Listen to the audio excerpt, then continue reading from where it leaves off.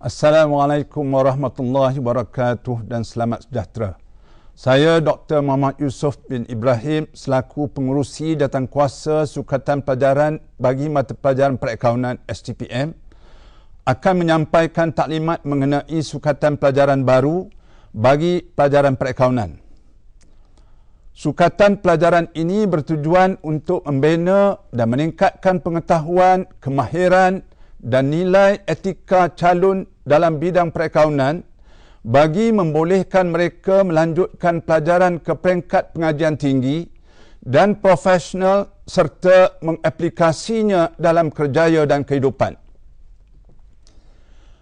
Objektif sukatan pelajaran ini adalah untuk membolehkan calon A mengaplikasi konsep, prinsip, andaian dan piawaian perakaunan, B menunjuk kemahiran dalam tata cara dan amalan perakaunan secara manual dan berkomputer, C menyedia, menganalisis dan mentafsir penyata keuangan dan laporan pengurusan, D memahami sistem maklumat perakaunan dan sistem kawalan perakaunan, E mengaplikasi teknik perakaunan dalam perancangan, kawalan dan pembuatan keputusan, F mengamalkan kod etika profesion perakaunan. Kandungan sukatan pelajaran baru telah disusun mengikut tajuk dan penggal seperti berikut. Perakaunan keuangan penggal pertama, perakaunan pengurusan penggal kedua dan aplikasian perakaunan penggal ketiga. Tajuk-tajuk bagi perakaunan keuangan penggal pertama adalah 1. Asas perakaunan keuangan, 2. Perakaunan untuk aset, 3. Perakaunan untuk liability dan equity, 4. Perakaunan bagi koperasi, 5. Rekod tak lengkap dan catatan tunggal, dan 6. Kawalan dalaman. Tajuk-tajuk bagi perakaunan pengurusan penggal kedua adalah 1. Asas perakaunan pengurusan dan kos, 2. Kaedah pengokosan, 3. Pengokosan marginal dan serapan, 4. Analisis kos volume untung, 5. Pembuatan keputusan, dan 6. Pengokosan piawai. Manakala tajuk-tajuk bagi pengaplikasian perakaunan dalam penggal ketiga adalah 1. Sistem perakaunan berkomputer, 2. Belanjawan, 3. Perakaunan untuk perkongsian, 4. Perakaunan untuk syarikat berhad, 5. Analisis dan tafsiran penyata keuangan, 6. Penyata aliran tunai. Untuk mata pelajaran perakaunan, skim pentaksiran adalah terbahagi kepada 3 penggal seperti berikut.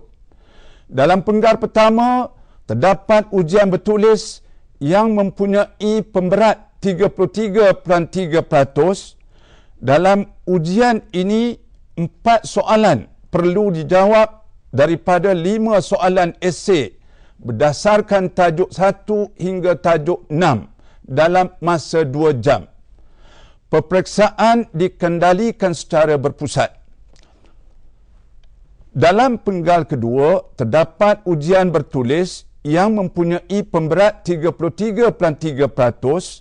Dalam ujian ini, 4 soalan perlu dijawab daripada 5 soalan esei berdasarkan tajuk 7 hingga tajuk 12 dalam masa 2 jam. Peperiksaan dikendalikan secara berpusat.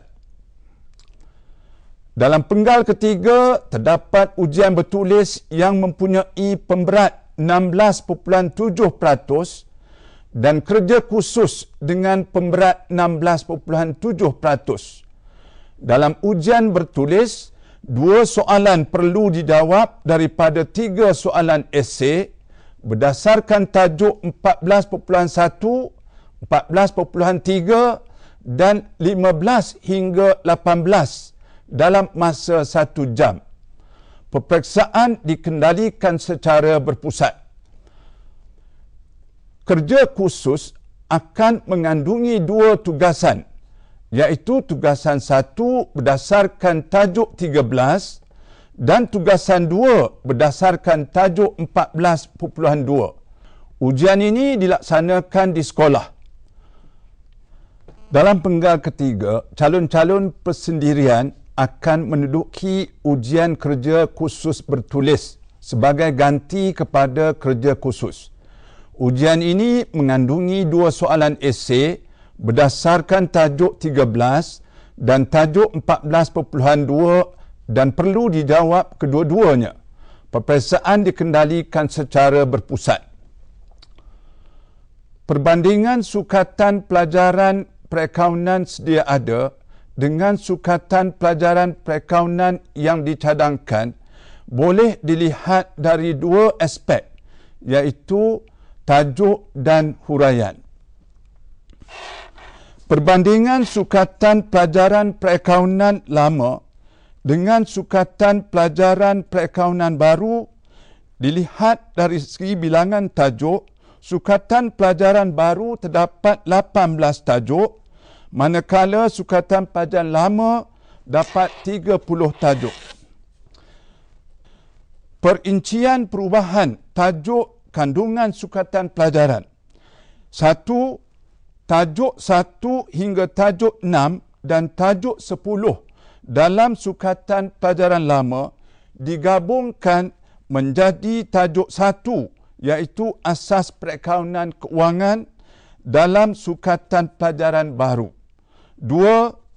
Tajuk 8 dan tajuk 9 dalam sukatan lama digabungkan menjadi tajuk 3, iaitu liability dan equity dalam sukatan pelajaran baru. 3. Tajuk 12 dan tajuk 13 dalam sukatan pelajaran lama digabungkan menjadi tajuk 5, iaitu rekod tidak lengkap dan catatan tunggal. 4. Tajuk 16 hingga tajuk 20 dalam sukatan pelajaran lama digabungkan menjadi tajuk 7, iaitu asas perakaunan pengurusan dan kos dalam sukatan pelajaran baru. 5. Tajuk 21 dan tajuk 22 dalam sukatan pelajaran lama digabung menjadi tajuk 8, iaitu kaedah pengekosan dalam sukatan pelajaran baru. 6. Tajuk 9.4 dalam subtajuk 946 terbitan saham secara ansuran dalam sukatan pelajaran lama digugurkan. 7. Tajuk 9.3 subtajuk 9.3.2 konsep peraturan gana lawan murid dalam sukatan pelajaran lama digugurkan. 8. Tajuk 14 persatuan dan kelab dalam sukatan pelajaran lama digugurkan. 9. Subtajuk 11.3 aliran dana dalam sukatan pelajaran lama telah diluaskan skopnya dan dijadikan tajuk 18, iaitu penyata aliran tunai dalam sukatan pelajaran baru. 10. Tambahan subtajuk 1.1.5 etika dalam perakaunan dalam sukatan pelajaran baru. 11. Tambahan subtajuk 11.4 penentuan harga dalam sukatan pelajaran baru. Dan 12. Isi kandungan tajuk 13 perakaunan berkomputer dalam sukatan pelajaran baru diluaskan skopnya dengan menambah aspek aplikasi. Huraian tajuk juga telah dibahagikan kepada bahagian-bahagian yang lebih terperinci. Ini bertujuan untuk memudahkan calon mempelajari sesuatu tajuk itu Samping itu, terdapat pertambahan topik-topik kecil bagi setiap tajuk. Mengenai pentaksiran berasaskan sekolah, A. Ianya ditawarkan kepada calon sekolah kerajaan sahaja. B. Penilaian akan dibuat oleh guru mata pelajaran yang mengajar calon. C. Penilaian akan dipantau oleh pengetua dan jurulatih utama mata pelajaran yang dilantik oleh MPM. Adapun objektif pentaksiran berasaskan sekolah adalah untuk membolehkan calon mengaplikasi kemahiran berkomputer melalui penggunaan perisian, perakaunan dan membolehkan kemahiran insaniah ataupun soft skills calon dinilai secara langsung. Antara kemahiran insaniah yang dinilai melalui PBS adalah A. Keupayaan menggunakan komputer dan perisian dengan berkesan. B. Boleh berkomunikasi secara lisan dan tulisan dengan berkesan. C. Boleh bekerjasama dalam kumpulan, mengorganisasi tugas dan bekerja sebagai satu pasukan. D. Berupaya menghasilkan tugasan secara kreatif dan inovatif. E. Berteliti dalam menghasilkan tugasan. F. Bertonggakkan integriti dan accountability dalam menghasilkan tugasan. Bentuk kerja khusus dalam PBS adalah tugasan satu, menyiapkan satu set laporan perakaunan bagi satu tempoh perniagaan dengan menggunakan perisian perakaunan yang telah dipilih oleh sekolah. Dua, tugasan kedua menyiapkan satu set belanjawan induk dengan menggunakan aplikasi lembaran kerja MS Excel dan aplikasi pemprosesan perkataan Microsoft Word. Proses kerja khusus, tugasan kerja khusus akan dimuat dalam laman web MPM pada akhir penggal 2 iaitu pada bulan Jun. 2. Calon mesti siapkan kerja khusus dalam penggal 3. 3. Penilaian oleh guru mata pelajaran dibuat sepanjang proses menyiapkan kerja khusus termasuk proses pembelajaran perisian perakaunan.